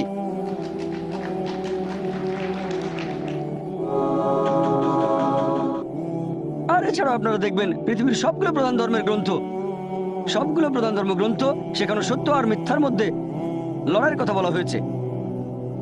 সবগুলো প্রধান ধর্মগ্রন্থ, বাইবেল পড়লে দেখবেন বুক অফ এক্সোডাস অধ্যায় নম্বর 32, এখানে লড়াইয়ের কথা আছে। তারপর বাইবেলে বুক অফ নাম্বারস অধ্যায় নম্বর 31-এ লড়াইয়ের কথা আছে। এরপর গসপেল অফ লুক অধ্যায় নম্বর 22, যীশু খ্রিস্ট তার নিজের মুখে বলেছেন তরবারি নিয়ে লড়াই করো। মহাভারতে একই কথা আছে, পুরো কাহিনীটা লড়াই আর যুদ্ধ নিয়ে। ভগবদ গীতায় শ্রীকৃষ্ণ উপদেশ দিচ্ছেন অর্জুনকে যুদ্ধ করার জন্য। অর্জুন বলছে ভগবদ গীতা অধ্যায় 1 অনুচ্ছেদ 43 থেকে 46, আমার জ্ঞাতি ভাইদের হত্যা করবো কিভাবে? নিজের আত্মীয়ের সাথে যুদ্ধ করার বদলে আমি নিরস্ত্র অবস্থায় যুদ্ধক্ষেত্রে মারা যাব। তখন শ্রীকৃষ্ণ বললেন ভগবদ গীতা অধ্যায় নম্বর 2 অনুচ্ছেদ 2 ও 3 যে এরকম চিন্তা তোমার মাথায় আসলো কিভাবে যে যুদ্ধ করতে চাচ্ছ না? তুমি এমন নপুংসক হলে কবে? ভগবদ গীতা অধ্যায় নম্বর 2 অনুচ্ছেদ 31, 32, 33 বলছে যে তুমি একজন ক্ষত্রিয়, তুমি যুদ্ধ করবে, কেবলমাত্র যুদ্ধ করলে স্বর্গে যেতে পারবে। যখন কোনো হিন্দুকে ভগবদ গীতার এই কথাগুলো বলি, সে বলে না, এটা তো মিথ্যার বিরুদ্ধে সত্যের যুদ্ধ। আমি বলি কোরআনও তাই বলছে, মিথ্যার বিরুদ্ধে সত্যের যুদ্ধ। যখন ভগবদ গীতা দিয়ে উদাহরণ দেয় তখন হিন্দুরা বুঝতে পারে আর বলে যে কোরআনে কোনো সমস্যা নেই। একজন খ্রিস্টানকে বাইবেলের উদাহরণগুলো বলবেন আর হিন্দুকে উদাহরণ দেবেন তাদের ধর্মগ্রন্থ থেকেই, সাদৃশ্যগুলো দেখাবেন। আর আপনারা দেখবেন প্রত্যেক দেশের একটা আইন আছে। ভারতে এরকম আইন আছে, এখানে চুরি করা নিষিদ্ধ, আইন এটার অনুমতি দেয় না। ভারতে ধর্ষণ করা নিষিদ্ধ, তারপরও মানুষ চুরি করে, তারপর ধর্ষণ করে। তাই আইন প্রয়োগ করতে এখানে পুলিশ বাহিনী আছে। পুলিশ বাহিনী রাখা হয় এজন্য যাতে অপরাধীকে শাস্তি দেওয়া যায়। তারপর আছে মিলিটারি, শত্রু আক্রমণ করলে যুদ্ধ করবে। সব দেশেরই মিলিটারি বাহিনী আছে, পুলিশ বাহিনী আছে। একইভাবে পবিত্র কোরআন মুসলিমদের বলছে শত্রু এলে তোমরা প্রস্তুত থাকবে আর যুদ্ধ করবে। তাহলে পৃথিবীর প্রত্যেকটা দেশের একটা মিলিটারি বাহিনী আছে, পুলিশ বাহিনী আছে। আর কোরআন মুসলিমদের বলছে যে তোমাদের দেশে এরকম একটা বাহিনী থাকবে যারা শত্রুদের সাথে লড়াই করবে, যুদ্ধ করবে। তাহলে কোরআনের কথা সমস্যাটা কি? আমাদের বুঝতে হবে যে ইসলামিক শরিয়া এটা পারফেক্ট। আর যদি খলিফা এরকম আদেশ দেন, তিনি যদি বলেন তোমরা যুদ্ধ করো, আর যদি বলেন সবাই যুদ্ধ করবে, তাহলে সবাইকে আসতে হবে, হোক সে একজন ডাক্তার অথবা ইঞ্জিনিয়ার। এটাই হলো জিহাদ, চেষ্টা করা। এখানে কোনো অপশন নেই। ভারতে এই আইনটা প্রচলিত না। মানুষ অভিযোগ করে যে ইসলাম ধর্মে তারা কেন অমুসলিমদের কাছ থেকে জিজিয়া কর নেয়। ইসলামিক শরিয়া অনুযায়ী অমুসলিমদেরও কিছু অধিকার আছে, এর উপর একটা লেকচার দেওয়া যায়। আমি প্রতি মাসে একটা আর্টিকেল লিখি সৌদি আরবের একটা হজ ম্যাগাজিনে, ইসলামিক শরিয়া অনুযায়ী অমুসলিমদের অধিকার। সময় কম, তাই ব্যাপারটা নিয়ে বিস্তারিত বলতে পারবো না। তবে এখানে জিজিয়া কর সম্পর্কে বলছি যে ইসলাম অমুসলিমদের কেন জিজিয়া কর দিতে বলছে। জিজিয়া করের পটভূমিটা যদি জানেন যে কেন নেওয়া হয়, তাহলে এর প্রশংসা করবেন। জিজিয়া হচ্ছে একটা ট্যাক্স, নেওয়া হচ্ছে অমুসলিমদের কাছ থেকে যারা মেনে নিচ্ছে যে মুসলিমরা হলো সেই এলাকার শাসক, মুসলিমদের আইন মানছে। আর জিজিয়া কর যে কারণে নেওয়া হচ্ছে, ইসলামিক কোনো একটা দেশে যদি আপনি মুসলিম হন আর যদি খলিফা বলেন জিহাদে অংশ নিতে হবে অথবা মিথ্যের বিরুদ্ধে কোনো যুদ্ধে অংশ নিতে হবে, তাহলে সেটা আবশ্যিক, আর কোনো অপশন নেই। হতে পারেন আপনি ডাক্তার, ইঞ্জিনিয়ার অথবা আইনজীবী। অমুসলিমরা এই জিজিয়া কর দিলে ইসলামিক রাষ্ট্র তাকে নিরাপত্তা দেবে। আর এই জিজিয়া কর কত হবে? হয়তো কয়েকশো টাকা, সামান্য। আর ইসলামিক রাষ্ট্র তাদের নিরাপত্তা দেবে, কেউ আক্রমণ করলে তাদের রক্ষা করবে, অমুসলিমদের অংশ নিতে হবে না সেখানে। কেউ যদি অপশন দেয় যে শত্রু আক্রমণ করলে আপনাকে যুদ্ধ করতে হবে অথবা 100 টাকা ট্যাক্স দিয়ে ঘরে বসে থাকবেন, শান্তিতে নিরাপত্তা পাবেন, আমি দ্বিতীয়টা বেছে নেব। মাত্র 100 টাকা ট্যাক্স দিয়ে ঘরের মধ্যে শান্তিতে বসে থাকবো, কোনো ভয় নেই, রাষ্ট্র আমাকে নিরাপত্তা দেবে। তাহলে জিজিয়া কর দেওয়া হচ্ছে এজন্য যে অমুসলিমরা রাষ্ট্রের কাছ থেকে নিরাপত্তা পাবে, সরকার তাদের রক্ষা করবে। আর আপনারা দেখবেন পবিত্র কোরআনে এরকম অনেক আয়াত আছে যেখানে অমুসলিমদের অধিকারের কথা আছে। আল্লাহ পবিত্র কোরআনে বলেছেন সূরা মুমতাহিনা অধ্যায় নম্বর 60 আয়াত নম্বর 8 যে যেসব অবিশ্বাসীরা দ্বীনের বিরুদ্ধে যুদ্ধ করেনি এবং তোমাদের স্বদেশ থেকে বহিষ্কার করেনি, আল্লাহ তাদের সাথে ন্যায় বিচার করার উপদেশ দিয়েছেন, কারণ আল্লাহ সুবহানাহু ওয়া তাআলা তাদের পছন্দ করেন না যারা অবিচার করে। তবে সেই অবিশ্বাসীরা যারা দ্বীনের বিরুদ্ধে যুদ্ধ করে, আয়াত নম্বর 9 সূরা মুমতাহিনা অধ্যায় নম্বর 60, যেসব অবিশ্বাসীরা দ্বীনের বিরুদ্ধে যুদ্ধ করে, তোমাদের স্বদেশ থেকে বহিষ্কার করে, আল্লাহ নিষেধ করেছেন তাদের তোমরা নিরাপত্তা দিও না। তাহলে যে অমুসলিম দ্বীনের বিরুদ্ধে যুদ্ধ করে না, আপনাদের স্বদেশ থেকে তাড়িয়ে দেয় না, তাদের সাথে সুবিচার করতে হবে। আর অমুসলিমদের জন্য বেশ কিছু নিয়মকানুন আছে। এই হলো সম্পূর্ণ ইসলামিক শরিয়া। যদি কোনো মুসলিম নিরীহ অমুসলিমের ক্ষতি করে, তাহলে সেই মুসলিম শাস্তি পাবে। একজন মুসলিম যদি কোনো অমুসলিমের বাসায় চুরি করে 1 কেজি স্বর্ণ, তার হাত কেটে ফেলা হবে। এটাই সুবিচার। আপনারা দেখবেন যে ইসলামিক শরিয়া বর্বর আইন না, এটা পারফেক্ট। এছাড়াও শরিয়া আমাদের নির্দেশ দেয় যে কোন ভালো কাজ করতে হবে, চুরি করব না, ধর্ষণ করব না ইত্যাদি। কিন্তু সবাই তো সেটা মেনে চলবে না, তাদের জন্য শাস্তির ব্যবস্থা আছে। তবে ইসলামিক শরিয়া এর মধ্যে ইসলাম ধর্মের একটা স্তম্ভ আছে। ইসলামের 5 নম্বর স্তম্ভ পরকালের জীবন। আল্লাহ পবিত্র কোরআনে বলেছেন সূরা মুলক অধ্যায় নম্বর 67 আয়াত নম্বর 2, আল্লাযী খালাকাল মাউতা ওয়াল হায়াতা। আল্লাহ তাআলা সৃষ্টি করেছেন জীবন ও মৃত্যু পরীক্ষার জন্য, কে তোমাদের মধ্যে কর্মোত্তম। এই জীবন পরকালের জন্য একটা পরীক্ষা। আর পরকালের জীবনে বিশ্বাস ঈমানের ক্ষেত্রে বাধ্যতামূলক, এছাড়া ঈমান পূর্ণ হবে না। কেন? অনেক মানুষ এভাবে বলে মৃত্যুর পরের জীবন, এটা অযৌক্তিক। অনেকে পরকালের জীবনে বিশ্বাস করে না, সর্বশক্তিমান আল্লাহকেও বিশ্বাস করে না। তাকে যুক্তি দিয়ে বোঝাবো কিভাবে? এখানে যুক্তিটা হচ্ছে, একটা লেকচার দিয়েছিলাম কোরআন এন্ড মডার্ন সায়েন্স, সেখানে বলেছিলাম পবিত্র কোরআনে 6000-এর বেশি আয়াত আছে, আর তার মধ্যে প্রায় 1000 খানেক আয়াত বলছে বিজ্ঞান সম্পর্কে। আর যেসব আয়াতগুলো বিজ্ঞান সম্পর্কে বলছে, আনুমানিকভাবে তার মধ্যে 80% আয়াত এখনকার বিজ্ঞান আমাদের বলছে এগুলো 100% সঠিক। কারণ বিজ্ঞান এখন অনেক এগিয়ে গেছে গত কয়েকশো বছরের মধ্যে। এখনকার বিজ্ঞান বলছে কোরআনের যে আয়াতগুলো বিজ্ঞান সম্পর্কে বলছে তার আনুমানিক 80% একেবারে 100% সঠিক। বাকি 20% আয়াত সম্পর্কে এখনো জানতে পারিনি। তার মধ্যে একটা হচ্ছে পরকালের জীবন। বিজ্ঞান এখনো এতটা উন্নত হয়নি যে পরকালের জীবনকে প্রমাণ করে দেখাবে। বিজ্ঞান এখনো বেশ দোজক প্রমাণ করতে পারেনি, জিনের অস্তিত্ব প্রমাণ করতে পারেনি। এরকম 20% আয়াত এখনো প্রমাণিত হয়নি পবিত্র কোরআনের আয়াত। তাহলে কি অন্ধভাবে পরকালের জীবনে বিশ্বাস করছি? আমি বলবো এটা লজিক্যাল বিশ্বাস। আমার যুক্তি বলছে পবিত্র কোরআনে যে আয়াতগুলো বিজ্ঞান সম্পর্কে বলছে সেগুলো 100% সঠিক। 20%-এর ব্যাপারে জানা যায়নি সঠিক না বেঠিকও না। আমার যুক্তি বলছে যে ইনশাল্লাহ এই 20%ও সঠিক হবে। এটাই লজিক্যাল বিশ্বাস। এই 20%-এর মধ্যে একটা হচ্ছে পরকালের জীবন। এখন একজন মানুষকে এই পরকালের জীবন সম্পর্কে কিভাবে বোঝাতে পারি? ধরেন একজন লোক পরকালের জীবনে বিশ্বাস করে না আর সর্বশক্তিমান আল্লাহকেও বিশ্বাস করে না, এখন তাকে বোঝাবো কিভাবে? আমি আপনাদের একটা প্রশ্ন করি যে চুরি করা ভালো না খারাপ? চুরি করা ভালো না খারাপ? খারাপ, সবাই বলবে খারাপ। ধর্ষণ করা ভালো না খারাপ? কে বলবে এটা ভালো? কেউ না। 4000 মানুষের কেউ বলছে না যে চুরি করা ভালো বা ধর্ষণ করা ভালো, সবাই একমত। আচ্ছা, এবার একটা উদাহরণ দেই। ধরেন আমি একজন স্মাগলার, ধরে নেন আমি স্মাগলার, অনেক ক্ষমতাবান স্মাগলার, আর আমি চোর, পৃথিবীর মধ্যে 1 নাম্বার, সবার সেরা। আর ধরেন আপনারা কেউ পরকালের জীবনে বিশ্বাস করেন না, আল্লাহকে বিশ্বাস করেন না, তাহলে আপনারা আল্লাহকে বিশ্বাস করেন না, পরকালের জীবনে বিশ্বাস করেন না, আর আমি একজন স্মাগলার, সেরা স্মাগলার, খুব বুদ্ধিমান, সবসময় যুক্তি খাটিয়ে কাজ করি। আমি আপনাদের বলছি যে চুরি করা ভালো। আমি বলছি চুরি করা ভালো, আমি সবসময় যুক্তি মেনে চলি, সবসময় বিজ্ঞান মেনে চলি। আমি আপনাদের প্রশ্ন করছি, একটু আগে আপনারা সবাই বললেন যে চুরি করা খারাপ, চুরি করা খারাপ। এখন আপনারা অন্তত একটা লজিক্যাল কারণ আমাকে দেখান যে চুরি করা কেন খারাপ আর আমি কেন বন্ধ করব। আমি খুব লজিক্যাল মানুষ, আমি অনেক বুদ্ধিমান, আমি বিজ্ঞান মেনে চলি। এখন আমাকে অন্তত একটা বৈজ্ঞানিক কারণ দেখান যে চুরি করা খারাপ কেন, তাহলে আমি চুরি করা বন্ধ করব। কেউ কেউ আমাকে মাত্র একটা কারণ দেখাতে পারবেন? অন্যের অধিকার কেড়ে নিচ্ছেন। আপনি অন্যের অধিকার কেড়ে নিচ্ছেন। মেনে নিলাম যে আমি অন্যের অধিকার কেড়ে নিচ্ছি। আমি হয়তো কারো 1000 টাকা চুরি করছি, তার অধিকার কেড়ে নিচ্ছি, এটা তার জন্য খারাপ, আমার জন্য না। আমি বলছি যুক্তি দিয়ে বোঝান যে এটা আমার জন্য খারাপ কেন। যদি কারো কাছ থেকে 1000 টাকা চুরি করি তাহলে ভালো হোটেলে খাওয়া দাওয়া করতে পারবো, 5 স্টার হোটেলে যেতে পারবো, সিনেমা দেখবো, এতে আমার উপকার হবে। আপনারা আমাকে যুক্তি দেখান যে এটা আমার জন্য কেন খারাপ হবে। যার চুরি যাচ্ছে তার জন্য এটা খারাপ। পুলিশ শাস্তি দেবে। আরেক ভাই বললেন পুলিশ আমাকে শাস্তি দিতে পারে, পুলিশ আমাকে অ্যারেস্ট করবে। ভাই পুলিশ তো আমার পকেটে আছে, মন্ত্রী মিনিস্টার আমার পকেটে। বলছি তো আমি হচ্ছি সেরা স্মাগলার, পৃথিবীর মধ্যে 1 নাম্বার। আপনি ছোটখাটো চোর, তাই চুরি করলে ধরা পড়ে যাবেন। আমি হচ্ছি সেরা চোর, মাফিয়ার নাম শুনেছেন? পুলিশ আমার পকেটে থাকে, মন্ত্রী মিনিস্টারের পকেটে, তারপর কোর্টের জজ আমার পকেটে, সবাইকে আমি টাকা দেই। আমাকে একটা কারণ দেখান যে এটা কেন খারাপ। হ্যাঁ,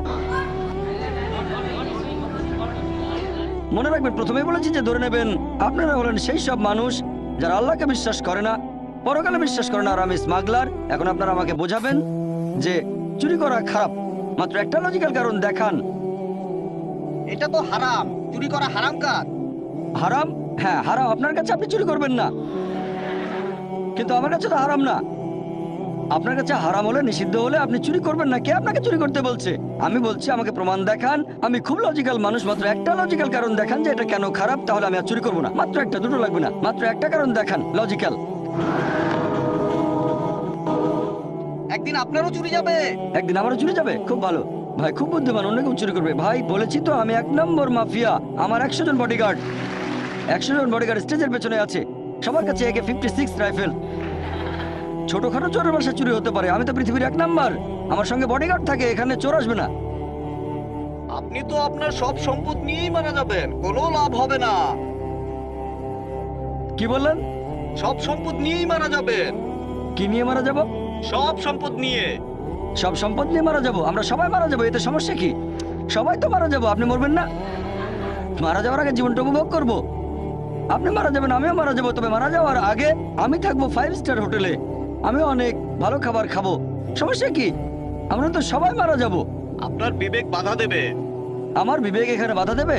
ভাই বিবেক এখানে কোনো ঝামেলা করবে না। আমি খুব লজিক্যাল মানুষ, আপনার বিবেক বলছে তাই আপনি চুরি করবেন না।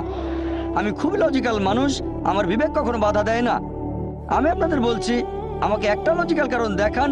আপনার বিবেক যদি বলে খারাপ কাজ, আপনি চুরি করবেন না, আমি তো বলছি এটা ভালো, চুরি করলে আমার উপকার হবে, জীবন উপভোগ করতে পারবো, তাহলে কেন খারাপ? এটা তো ভালো।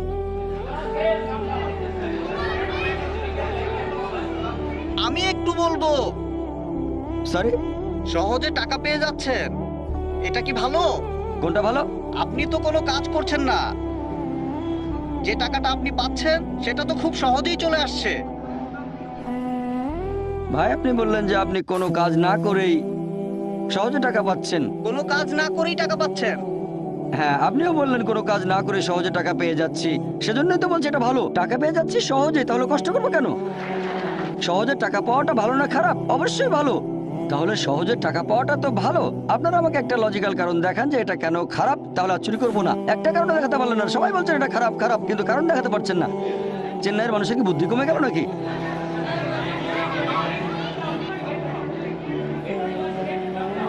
সরি ভাই, আমি শুনতে পাচ্ছি না। আপনি তো তাহলে আমেরিকানদের মতো হয়ে যাবেন। আমি আমেরিকানদের মতো হয়ে যাব? হ্যাঁ, আমেরিকানদের মতো। আমি হয়ে যাব জর্জ বুশ? আচ্ছা ঠিক আছে, ভালো।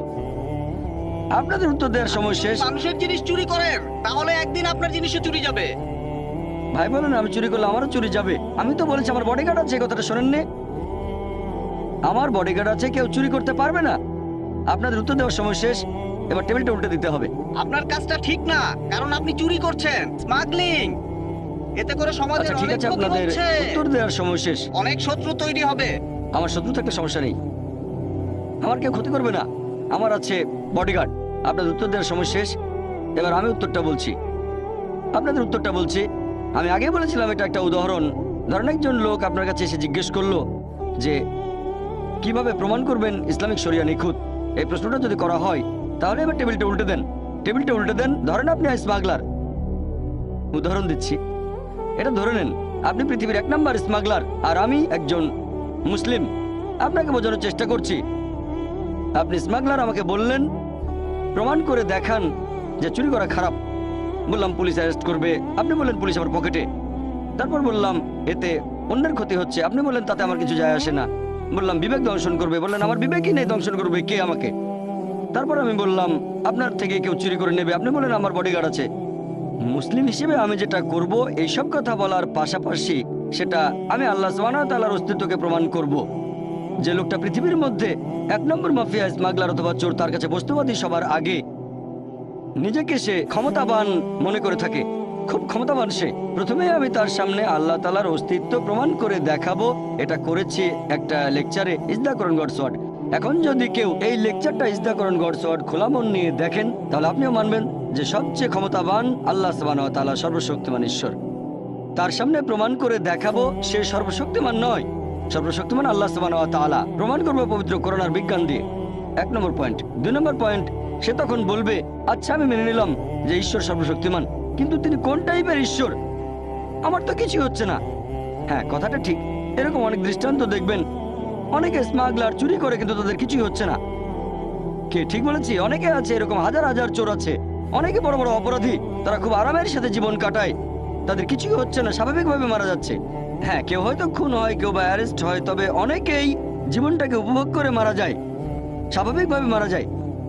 এখন সে প্রশ্ন করবে ঈশ্বর যদি এমন মহান হন, তাহলে শাস্তি দিচ্ছেন না কেন?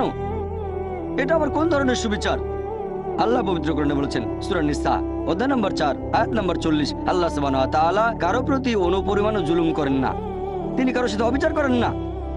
আর আপনি যদি কাউকে জিজ্ঞেস করেন, সে জানে যে সবার উপরে সে নয়, প্রমাণ করেছেন সে সবার উপরে না, তখন যদি অবিচার করা হয় অন্য কারোর সাথে, সে কিছু বলবে না। তবে কেউ চায় না নিজের প্রতি অবিচার হোক। একজন লোক অন্য কারো মা বা স্ত্রীকে ধর্ষণ করলো, তাকে মৃত্যুদণ্ড দিলে আপনারা বলবেন বর্বর আইন। যদি ধর্ষণ করা হয় আপনার মাকে, তখন মনে হবে যে মৃত্যুদণ্ড সবচেয়ে ভালো। অবিচার যদি হয় আপনার সাথে, তখন বুঝতে পারবেন যে সুবিচার করতে হবে। সবাই এখানে একমত হবেন যে অবশ্যই সুবিচার করতে হবে। এখন প্রশ্ন হচ্ছে, এই পৃথিবীতে আমরা সুবিচার করব কিভাবে? সবাই তো সুবিচার পাবে না। যেমন ধরেন, আপনি এটা জানেন যে হিটলার 60 লক্ষ ইহুদিকে হত্যা করেছিল। কতজন? 60 লক্ষ ইহুদি। ধরেন আপনি আজকে হিটলারকে ধরলেন, তাকে এখন কি শাস্তি দেবেন? কি শাস্তি দেবেন? ম্যাক্সিমাম তাকেও গ্যাস চেম্বারে পাঠিয়ে দেবেন। তাতে মাত্র একটা জীবনের ক্ষতিপূরণ হবে। বাকি 59,99,999 জন ইহুদি ছিল, তাদের ব্যাপারে কি হবে? তারা সুবিচার পাবে না? এটা আবার কোন ধরনের আইন? একে সুবিচার বলবেন? আল্লাহ পবিত্র কোরআনে বলেছেন, সূরা আলে ইমরান অধ্যায় নম্বর 3 আয়াত নম্বর 185, যে কুল্লু নাফসিন যায়কাতুল মউত। জীব মাত্রই মৃত্যুর স্বাদ গ্রহণ করবে, আর চূড়ান্ত বিচার হবে রোজ কিয়ামতের দিনে। আর যাকে দোজখের আগুন থেকে দূরে রাখা হবে, বেহেশতে নেওয়া হবে, সে পৃথিবীর উদ্দেশ্য অর্জনে সফল কাম। কারণ এই পার্থিব জীবন এটা ছলনাময় ভোগ বিলাসিতা ব্যতীত আর কিছুই নয়। তাহলে চূড়ান্ত হিসাব কিতাব, চূড়ান্ত বিচার সেটা হবে রোজ কিয়ামতের দিনে। সেটাই হচ্ছে চূড়ান্ত হিসাব কিতাব। তাহলে যেভাবে একজন মাফিয়াকে বাধা দেবেন, কেউ তার ক্ষতি করতে পারবে না। মন্ত্রী মিনিস্টার পকেটে, জজ তার পকেটে, পুলিশ তার পকেটে, সেটা হচ্ছে আখিরাতের জীবনের শাস্তি। এটা দিয়ে ইসলামিক শরিয়া সম্পূর্ণ হয়, পরকালের জীবনে বিশ্বাস। তাহলে শরিয়ার লেভেল তিনটা।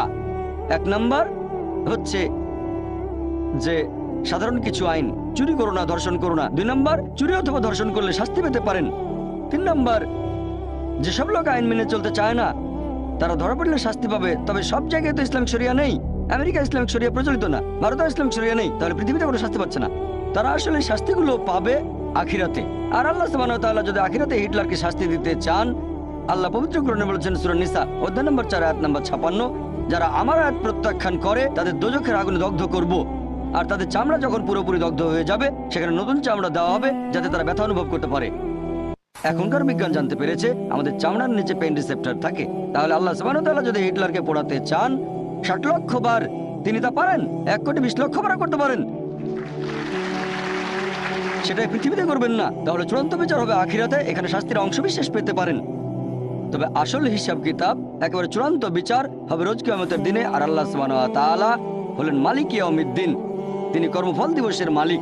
তাহলে চূড়ান্ত শরিয়া আর ইসলামিক আইন তখনই বুঝতে পারবেন যদি বিশ্বাস করেন আখিরাতে। যদি আখিরাতে বিশ্বাস না করেন তাহলে চুরি করাকে খারাপ বলবেন না, ধর্ষণকে খারাপ বলবেন না, এই সব কিছুকে তখনই খারাপ বলতে পারবেন যদি পরকালের জীবন থাকে। তাহলে এই হলো পরিপূর্ণ শরিয়া।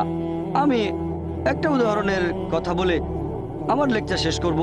যখনই আপনি শরিয়াকে বিচার করতে যাবেন বিশুদ্ধ উৎস দিয়ে বিচার করবেন, মানে পবিত্র কোরআন আর আমাদের নবীর সুন্নত অর্থাৎ সহিহ হাদিস।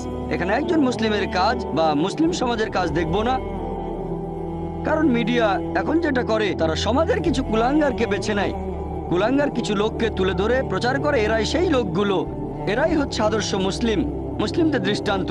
আপনার মিডিয়ায় দেখবেন খবরের কাগজে এভাবে লেখা হবে, যদি 50 বছরের মুসলিম পুরুষ 16 বছরের মেয়েকে বিয়ে করে, এরকম কোনো খবর থাকলে সেটা আসবে একেবারে হেডলাইনে। 50 বছরের মুসলিম পুরুষ 16 বছরের মেয়েকে বিয়ে করেছে, হেডলাইন। যদি 50 বছরের একজন অমুসলিম 6 বছরের একটা মেয়েকে ধর্ষণ করে, সেটা হবে ছোট করে খবর। এক পাশে মিডিয়া এটা করছে। আমি জানি প্রত্যেক সম্প্রদায়ের ভেতরেই কিছু কুলাঙ্গার থাকে, কিছু লোক নিজেদের মুসলিম বলে কিন্তু শরিয়া মেনে চলে না। ইসলাম বলছে মদ পান করো না, মাদকদ্রব্য নিও না, এরকম অনেক মুসলিম আছে যারা এসব কাজে অমুসলিমদের চেয়েও পাকা। আমি এটা জানি, এরা হচ্ছে কুলাঙ্গার। প্রত্যেক সম্প্রদায়ে কিছু কুলাঙ্গার থাকে। মিডিয়া এদেরকে এমন ভাবে তুলে ধরো যেন এরাই আদর্শ মুসলিম। গতকাল একটা উদাহরণ দিয়েছিলাম, যদি একটা গাড়িকে যাচাই করতে চান আর ড্রাইভার যদি ভালো চালাতে না জানে, হুইলের পেছনে কাঁপাকাঁপি করতে করতে অ্যাক্সিডেন্ট করে বসলো, কাকে দোষ দেবেন? ড্রাইভারকে না গাড়িকে? ড্রাইভারকে। তাই মুসলিমদের দেখে ইসলাম ধর্মকে বিচার করবেন না, ইসলামকে বিচার করবেন কোরআন এবং হাদিস দিয়ে। আরেকটা গাড়ি যাচাই করতে গেলে হুইলের পেছনে আপনি এমন কাউকে বসাবেন যে খুব ভালো ড্রাইভার। তাহলে একজন মানুষের কাজ দেখে ইসলাম ধর্মকে যাচাই করতে চাইলে সবচেয়ে সেরা দৃষ্টান্ত, সর্বশেষ ও চূড়ান্ত